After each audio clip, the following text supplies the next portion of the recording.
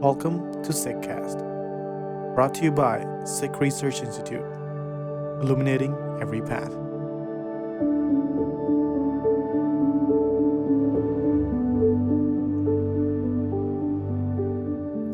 Waheguru Ji Ka Khalsa, Waheguru Ji Ki Fateh.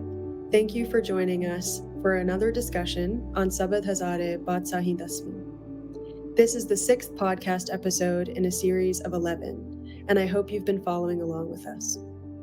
My name is Jasleen Kaur, and I'm a research associate at SikhRI.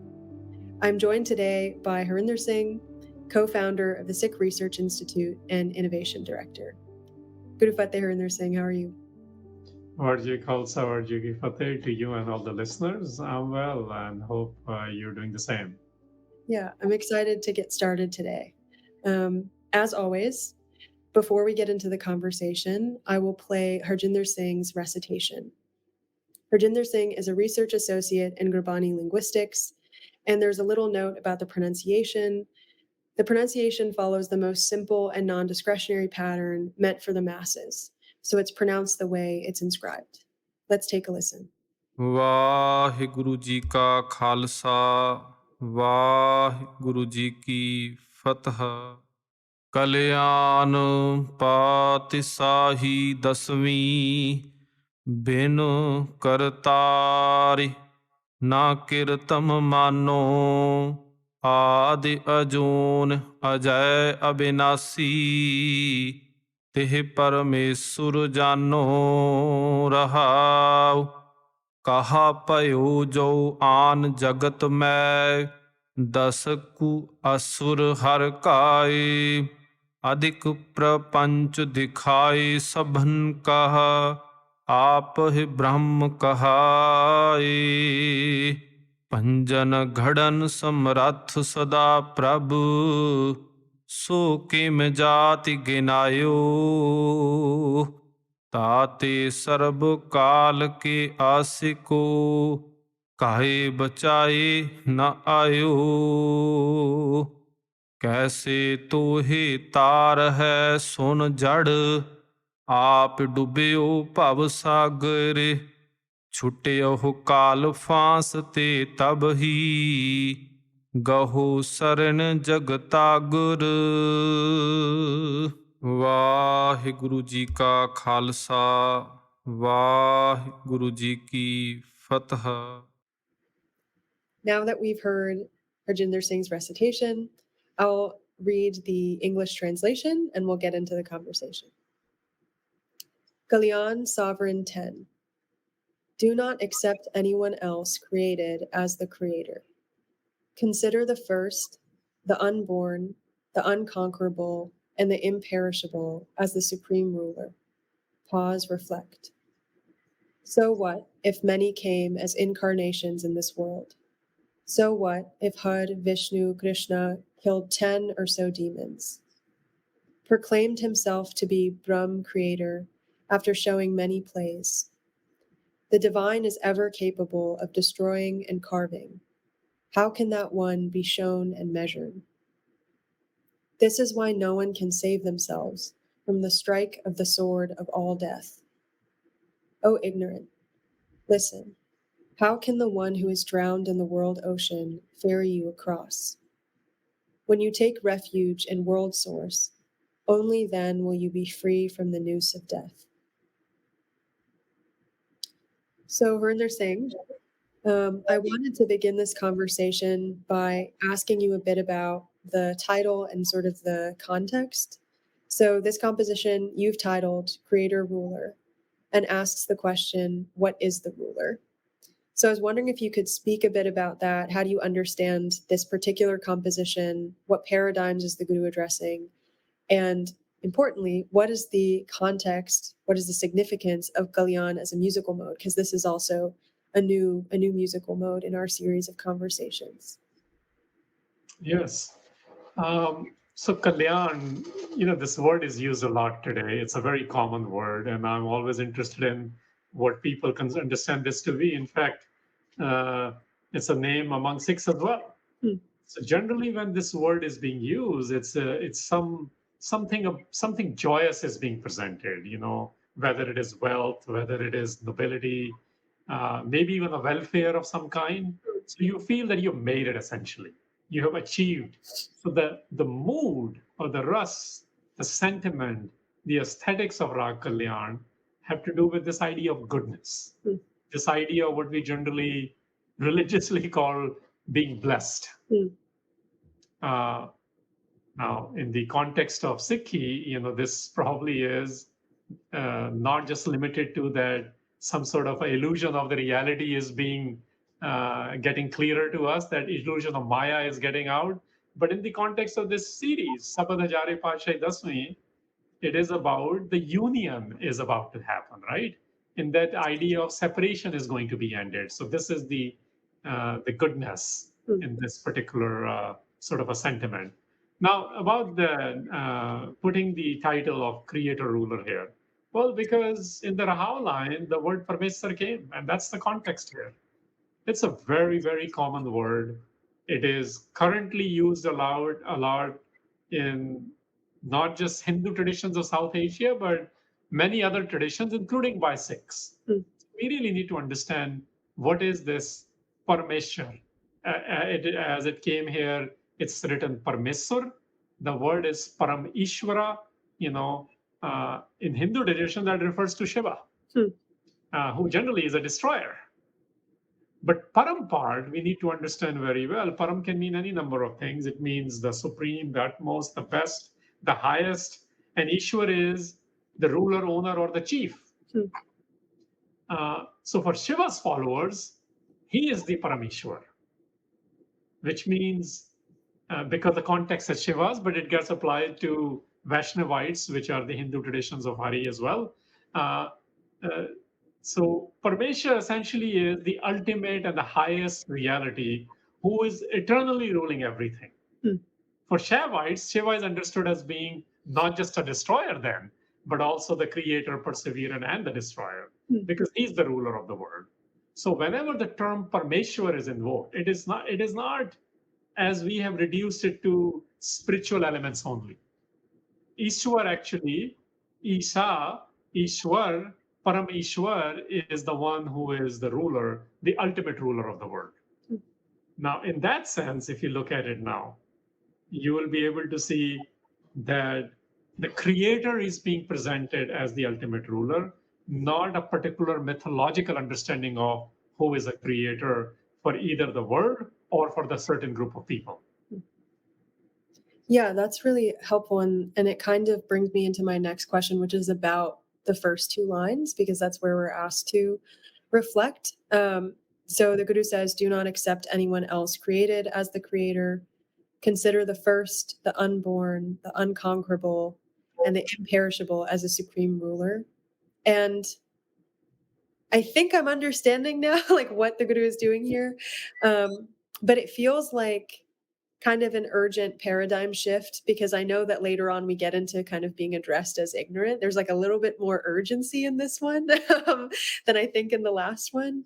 And so I just wanted to understand, like, is it that the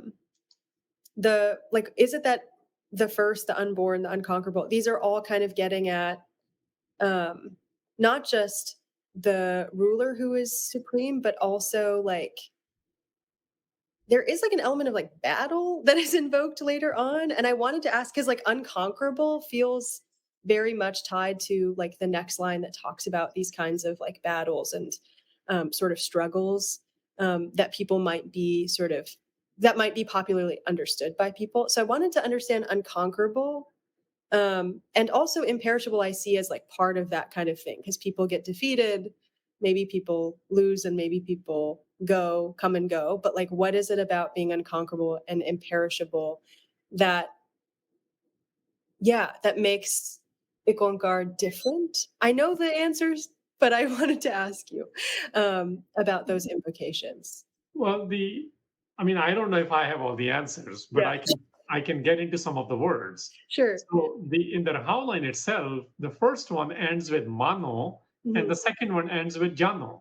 So in one case, we are being told, don't accept this. Yeah. And what is it that we don't accept? That anyone, any earthly authorities, any imaginary authority, Mhm. any blank authority, and blank, you fill in the blank.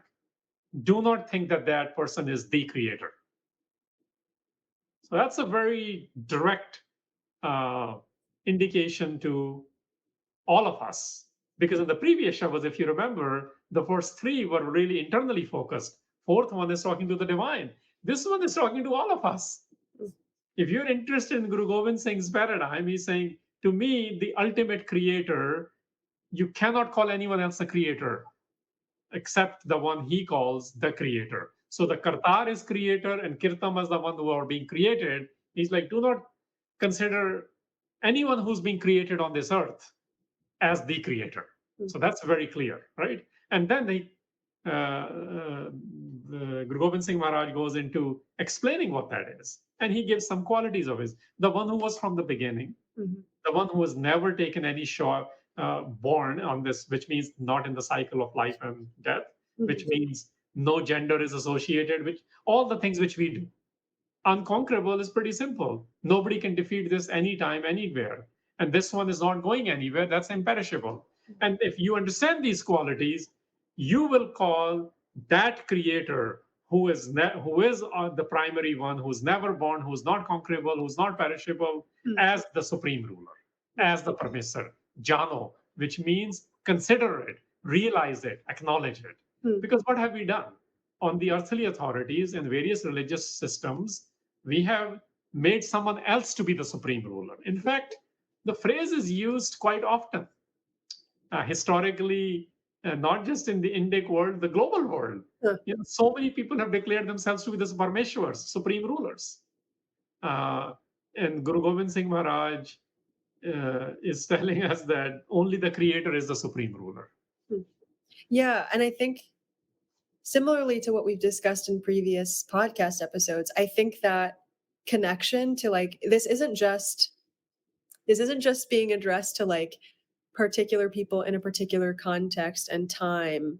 There is a way to understand this in our own context, and this idea that like we place rulers or worldly, like powerful people on some kind of pedestal, I think is like resonating with me now that you've explained that. Because every time we have these conversations, I'm like, how is this related to, because I'm not in this context specifically, but yeah, it's much bigger than that. So thank you for that kind of framing. That's really helpful.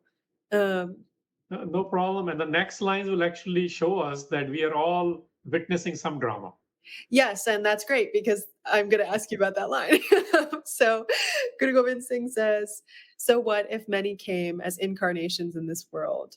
So what if Har, Vishnu, Krishna killed 10 or so demons? So what is that then getting at? What is the drama you're referring to? Yeah, he uses the word prapanch. And in fact, let me start with that. Prapanch is where you have an appearance of something. You know how we call it gambit or a ploy or some show, right? And then what is behind that is there is some falsity to it.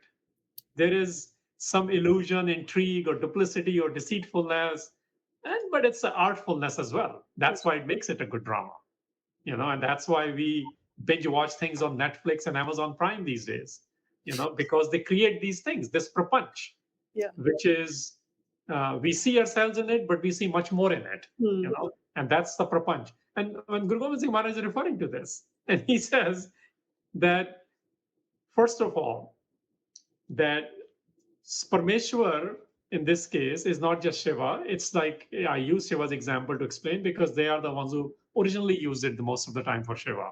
But the whole varieties of people use this word, including the Vaishnavite tradition.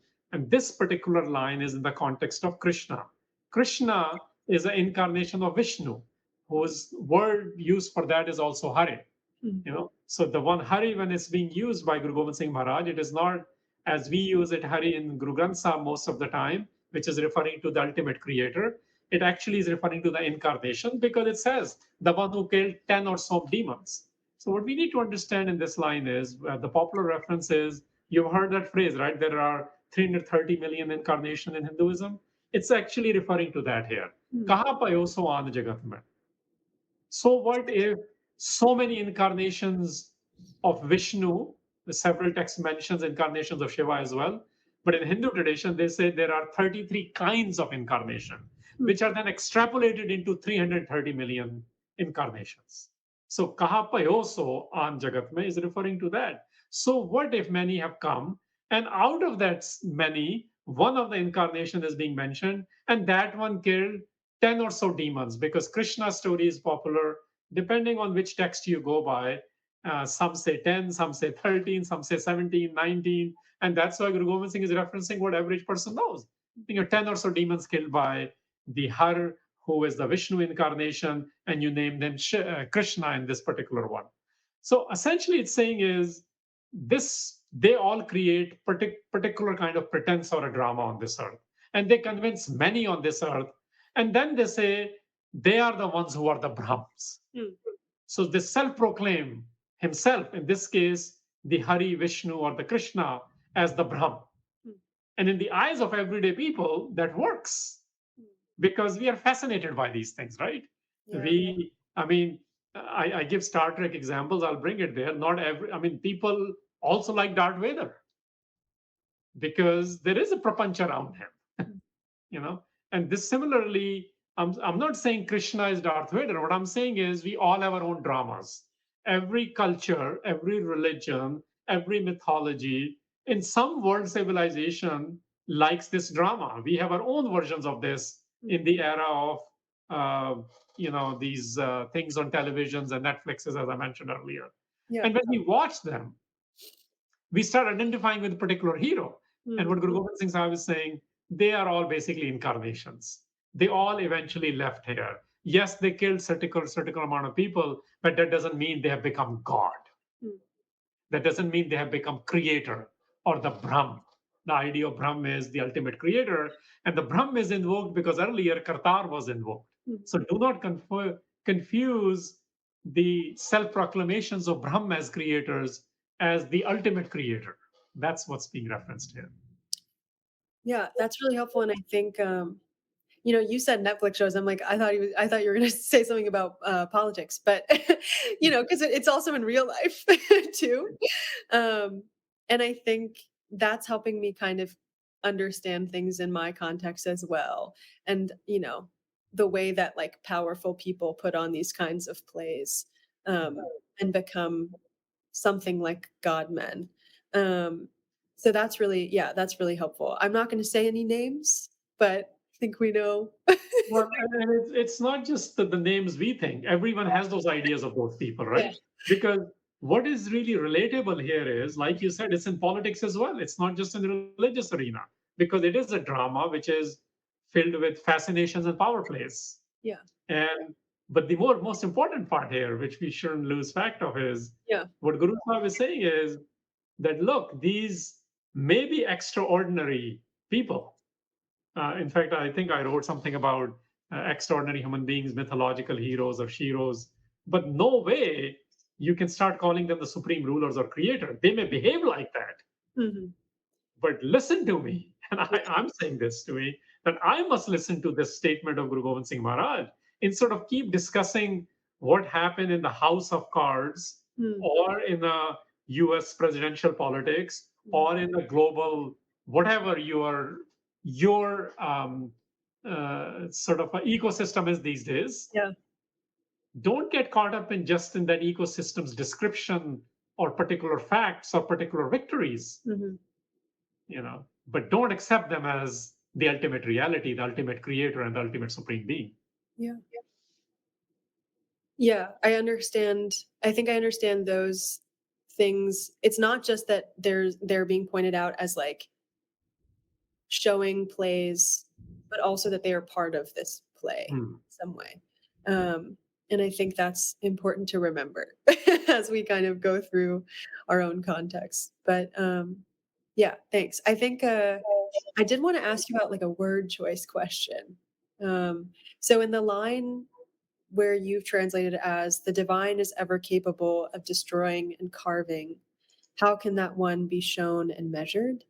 I was wondering about carving because I think I usually see like creating and destroying as the duo that's offered. So I wanted to understand why you chose the word carving and what you kind of see that word sort of, yeah. Yeah, that's a great question. The options when you are translating also matter. And in this Shabad, Dasme Pasha has written the word kartar and kirtam already. Mhm. And for that, I'm using the word created and creator. And then this phrase came, which is panjan gadam. Panjana literally is to destroy it. Yeah. And then gadana is to carve it, is what I chose to use instead of just writing creating. So it's just a word choice because there's a different word being used. And I can't keep using the same word if the Guru Sahib is using different word, just so the audience can relate to it. And carving makes a lot of sense because what is being carved are forms. What is being destroyed are forms. And carving also means that it is done in the image of the one. So you're very much part of the one, but you're also being destroyed because you're temporary, because you and I are not imperishable, we are perishable.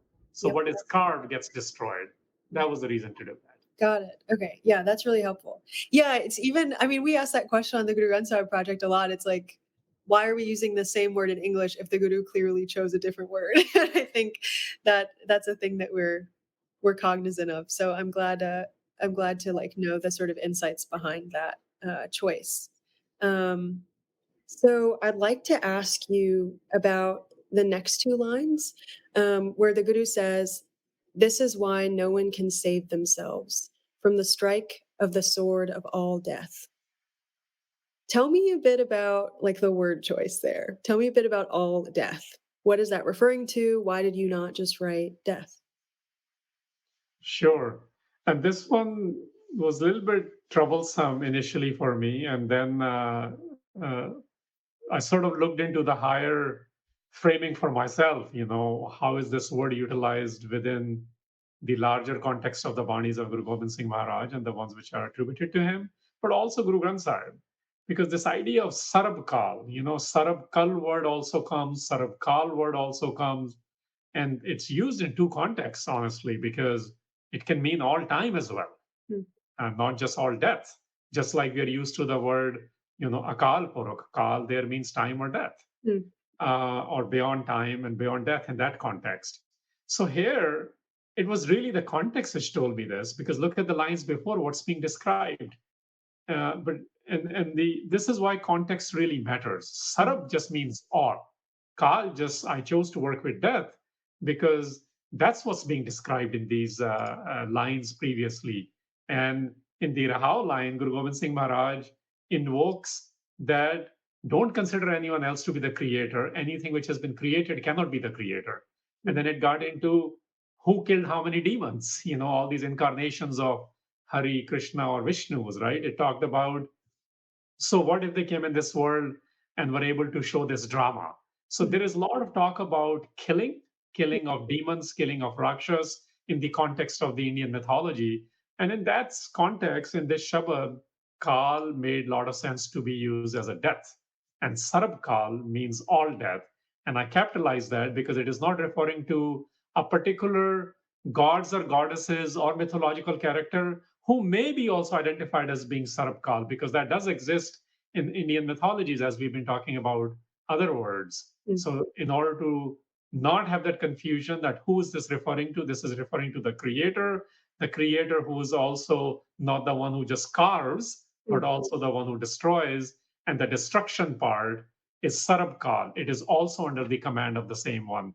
And I got a help from a Bani called Jap Sahib, because that's where it may confuse some people, how is this, how can you salute, or how can you celebrate something which destroys everything? Well, because that is part of the creator for us. Namo Sarv Kala, it says in Japsa, for example, Namo Kal Kala.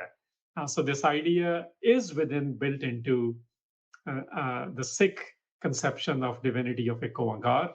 And within this Shabad, it is very much clearly coming out. And that's what led me to use all death in capital for the one who was described as the creator for Guru Gobind Singh Sahib. Yeah, that's beautiful. And I love the job side reference. I think, yeah, even if we're like not even religious, like even people who are not working within those paradigms, I think of death as this kind of force that feels sort of superhuman or above us or beyond us. And so this kind of like bringing death, even death, under the umbrella of who the one is, very very beautiful, very powerful. So yeah, I really appreciate that. Thank you. At a personal level, though, Yeah. I do want to mention one more thing. So, what is happening here is the attribute all death is an attribute of the one. Mm. And what that does for us to understand is that there is nobody in the world who will not who will escape the target of death, Yeah. which is inevitable for us. And we know that death is inevitable, including the superheroes which get mentioned. So when the all death strikes, which means this element of in eventual death for all of us, Mm. nobody can escape it. Nobody can escape death on this earth, or even in their imaginations. Yeah. So how can we accept anyone who is an incarnate or a character or calls self-proclaims himself or herself to be a creator or supreme ruler, Mm. who's also dying? We can't. So the only one who's a supreme ruler, who's also a creator, then only is the one. Yeah. Yeah, that's great. Thank you. I think, okay, I'm just going to ask you about the last two lines. So we'll just go through them one by one. The second to last line, so the line that comes right after this, says, "O ignorant, listen, how can the one who is drowned in the world ocean ferry you across?" So I know that we're again getting at this emphasis that like even the people that we have like placed on this pedestal are going to go. So how are they able to ferry us across? But I'm also wondering about like what it means to cross the world ocean versus what it means to drown. Um, and I also wanted you to talk about, to me, what I see as like two things kind of playing off each other at the beginning and the end of the line are this like the address of "Oh ignorant," which can be kind of jarring to hear when somebody is saying like "listen to me," and then the end, this like visual of being ferried across, because that implies that there is somebody who can do that and will do that if we know kind of who to go to. And so I wanted you to really get into this line. I think there's a lot to think about here. Well, let's make it more relatable because I think that's what you're referring to. I mean, we all of us do this. We may watch a particular science fiction movie or some other, movie or a drama or a play or read a book, and we identify with it so much that we accept that as the reality. Mm. But we know that that's not the reality. In our reality, something else has to be done in order for us to ferry across this world ocean. So it's this is how I think Guru Sahib is saying ignorance is coming in. Ignorance is also when we are sleeping. Mm. Sleeping is when we are dreaming or daydreaming also, or we are imagining too much, right? So I think the ignorance part is that don't get taken in by the prapanch, as the word came earlier, the drama, the illusion of what is happening. And the reality is that people who are able to do that in the books or the videos or the movies, they're not the ones who can take you because they themselves have drowned. Mm. So how can somebody who is not ferrying across successfully themselves, Mm. how can they take you anywhere? So which means it's a make believe. It's just an idea being presented. Now, the larger question which you have raised, how the relatability to us and what is it, and then how am I going to go anywhere if I'm the ignorant one and I don't have those answers? I don't have, as the previous Sabads Guru Sahib talked about, the method, the union, the renunciation. Here, that's why the creator is being mentioned in such a highest levels. Yeah. Because creator is a positive idea. And death and news of death and all those phrases which are coming and killing of demons, they're all within us as well, not just in those characters. Mm. So it's saying it very much can be done because this creative element of the one, if you accept that, will help you go across this dreadful world ocean as it's presented in the religious terminologies, not just in this Shabad of Guru Gobind Singh Sahib, but also in Guru Granth Sahib, many Shabads use that phrase, Pavsagar, or ocean, the world ocean, which is that in this life, how do you become successful? So you don't just buy into some afterlife or previous life. In this life, you become successful. You go across the world ocean because you're learning how to swim from a creator. Hmm. The creator is the one who is your coach, not the ones whose dramas are there, which may be entertainment, which may be philosophical, which may be a data point to inspire us. But they're not going to do that for us. Your relationship with the creator is going to do that for you. Yeah, that's really helpful. And this also makes me think about like the way that I used to understand crossing the world ocean was kind of the visual of like the world is like the bank and we're like still on the bank the whole time. And then when we die, we get in the boat and we're off.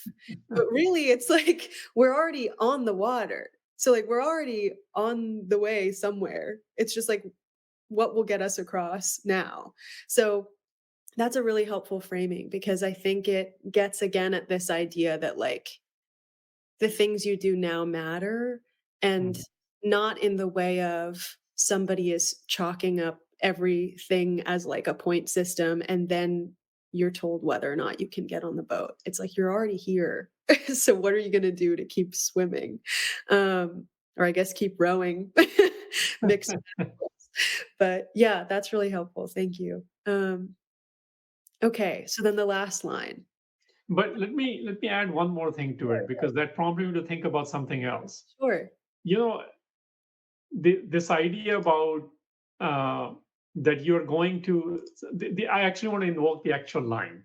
It Yeah. says, "Kaise tohe tar hai sun jad, aap dubyo pav sagar." So it's actually a rhetorical question, Mm. which means we are being asked to reflect on this.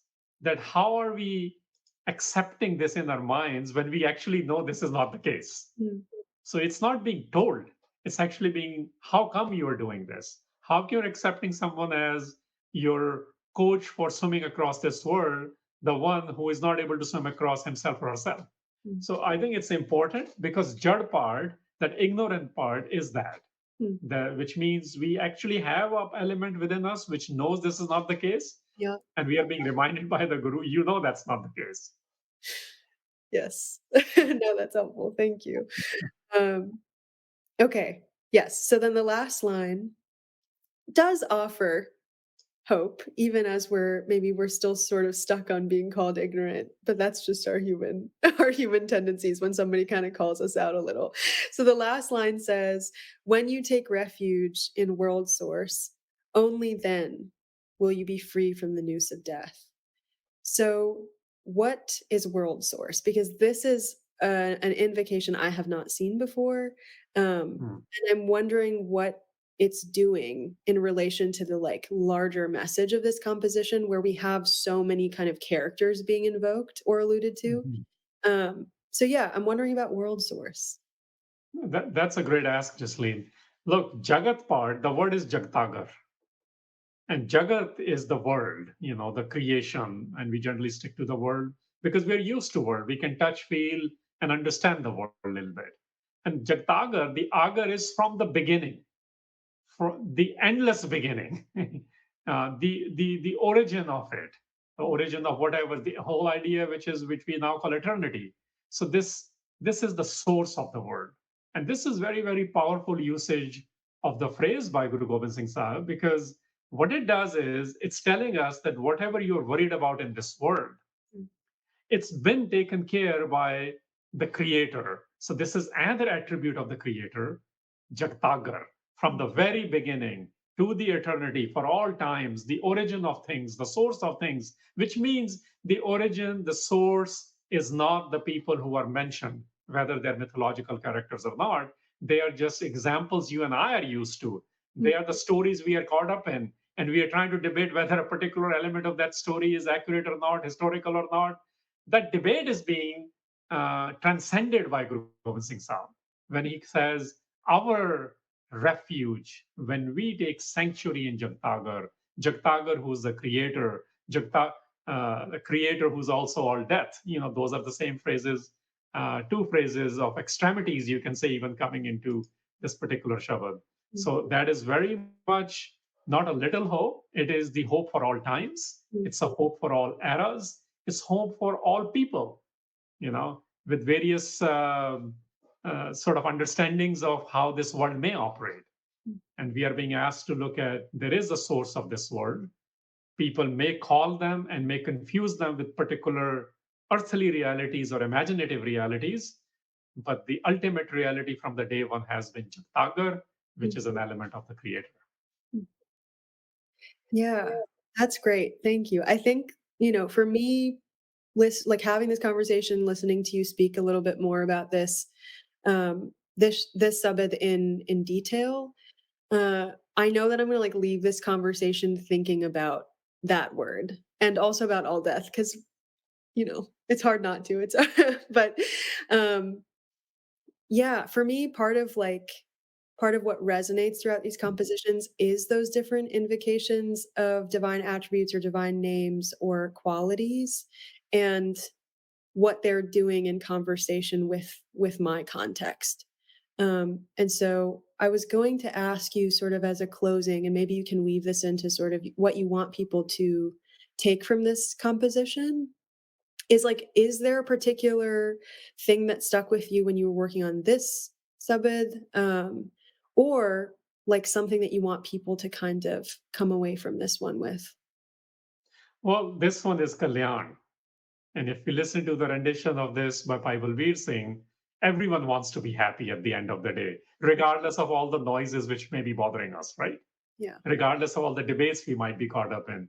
And this is why it ends with that yes, everyone can experience this ultimate happiness, this ultimate success, have the Kalyan in their lives. If the Creator is in your life and not the created things as the ultimate source, so the world source for me, the all death for me, the first, the unborn, the unconquerable, the imperishable, and eventually the supreme ruler.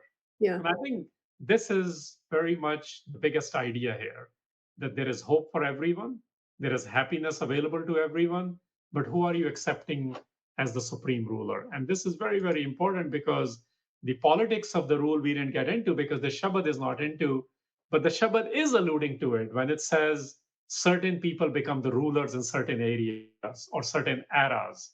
And the rulers for us has been, because that's why I'm calling him Sovereign 10, Guru Gobind Singh Sahib, Patshahi. He's a sovereign for us. He's a ruler for us. And in that ruler, he's telling us the ultimate ruler is the divine. So in our learnings, if nothing else we can accept, I at least am asking everyone to accept Guru Gobind Singh Sahib as being an embodiment of the ultimate ruler, because he visibly showed to us those qualities, and he's teaching us in a very graceful manner, in a very direct manner, how to have a kalyan in this world, how to successfully ride this world and become like the Creator.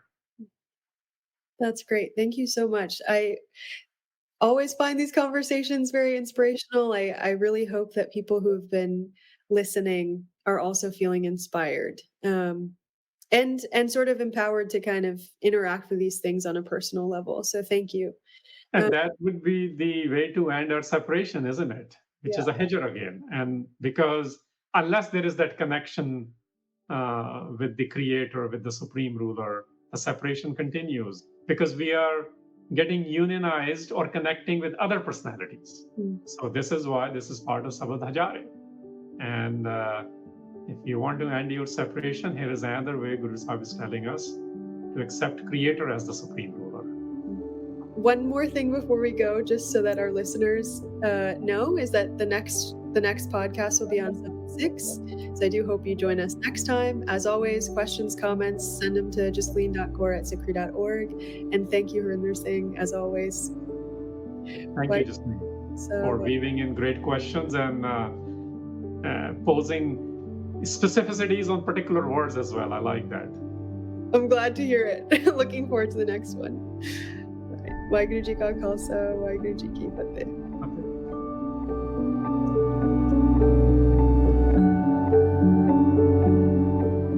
For a deeper appreciation and connection with the Sabad, we have added Pai Balbir Singh's rendition. We hope you enjoy it.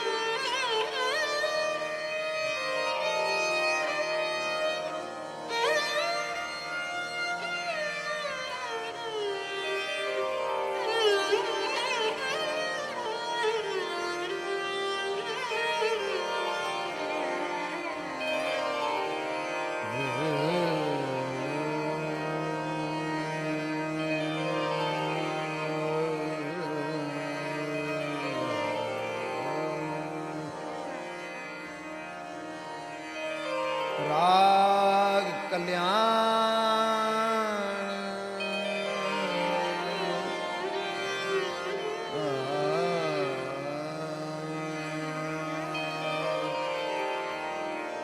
ਰਾਗ ਕਲਿਆਣ ਪਾਤਸ਼ਾਹੀ ਦਸਵੀਂ ਧਨ ਧਨ ਸ਼੍ਰੀ ਗੁਰੂ ਗੋਬਿੰਦ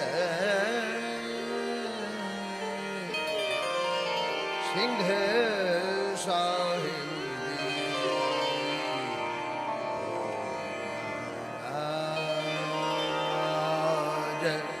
ਬਿਨ ਕਰਤਾਰ ਨਾ ਕੀਰਤਨ ਮਾਰੋ ਬਿਨ ਕਰਤਾਰ ਨਾ ਕੀਰਤਨ ਮਾਰੋ ਬਿਨ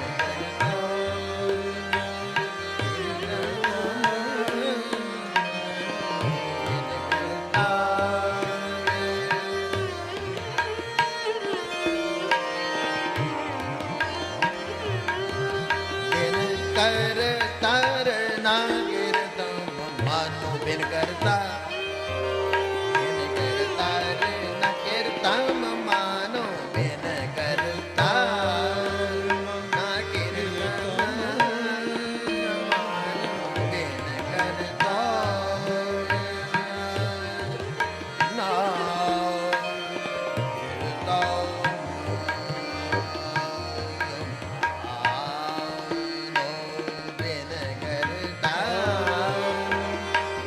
ਨਾ ਕੀਰਤਮ ਮਾਨੋ ਆਦਿ ਅਜੋ ਅਜੈ ਅਵਿਨਾਸੀ ਆਦ ਅਜੋ ਅਜੈ ਅਵਿਨਾਸੀ ਇਹ ਪਰਮੇਸ਼ਰ ਬਿਨ ਕਰਤਾਰ ਨਾ ਕੀਰਤਨ ਬਿਨ ਕਰਤਾ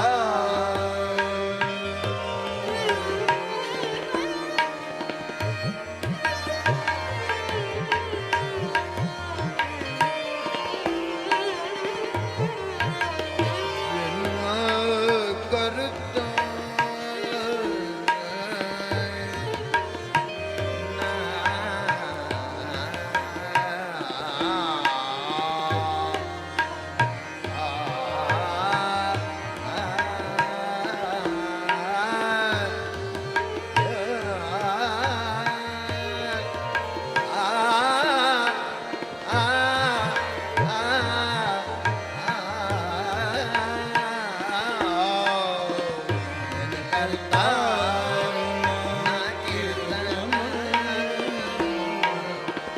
ਆਦਿ ਅਜੋ ਅਜੈ ਅਵਿਨਾਸੀ ਆਦ ਅਜੋ ਅਜੈ ਅਵਿਨਾਸੀ ਇਹ ਪਰਮੇਸ਼ਰ ਬਿਨ ਕਰਤਾਰ ਨਾ ਕੀਰਤਨ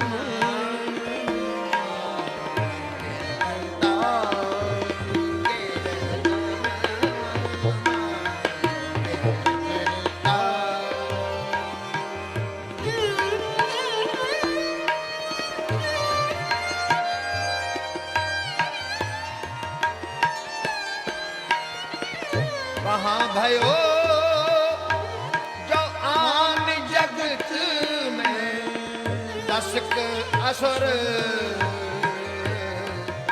हर काए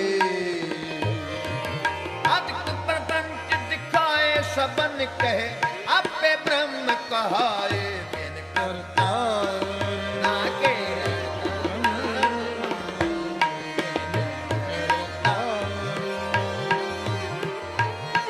बिन करतार मानो अजय अजोन आद अजोन अजय अविनाशी ते परमेश्वर जानो बिन करतार बिन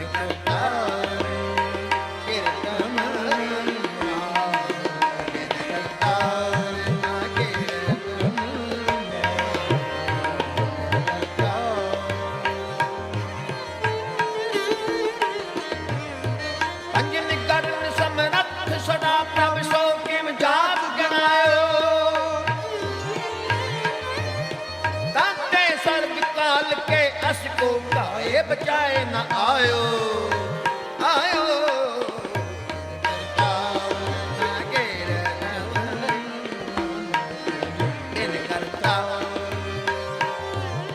Hagare Sansa Sani re sani jada sani ni da sa sani sare ni sa ga ga ma gare sa ga ma ba ma gare sa ga dani da ma sani ni sa dani ni ba da da ma ba ba ga ma re ga ga sare re ni da sa sa ben karta na gen ga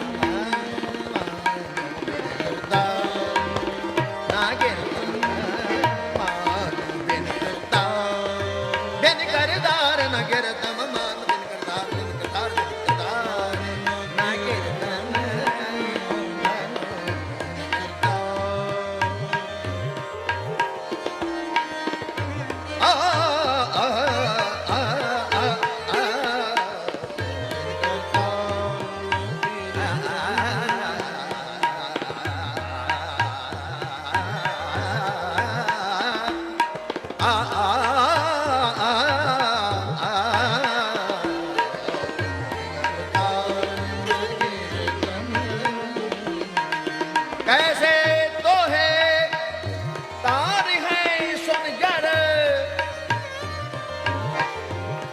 कैसे तो है तार है सुन जड़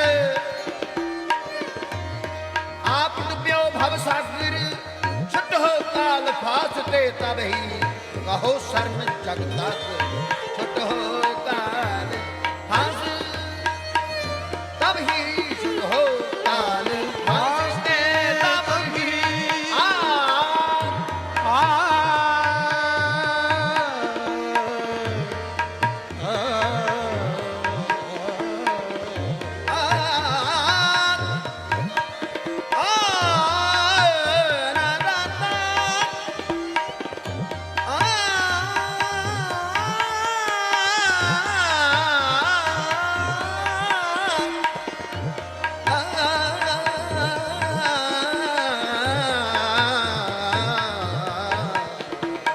छुटो काल फासते तब ही छुटो काल फासते तब ही छुटो काल फासते तब ही कहो सारे जगता कहो सारे जगता इन करता न गिरता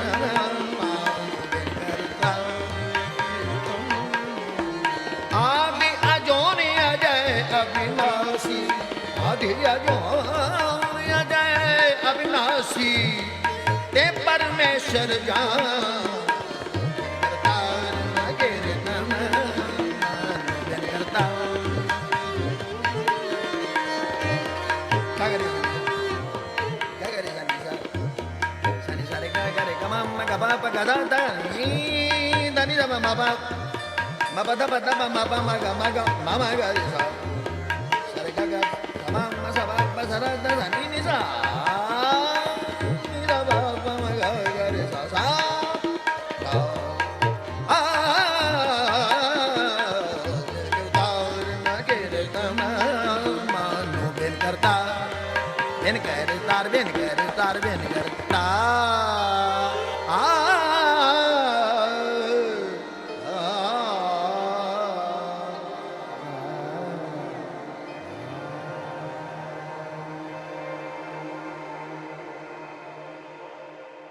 You were listening to SikhCast by Sikh Research Institute, illuminating every path.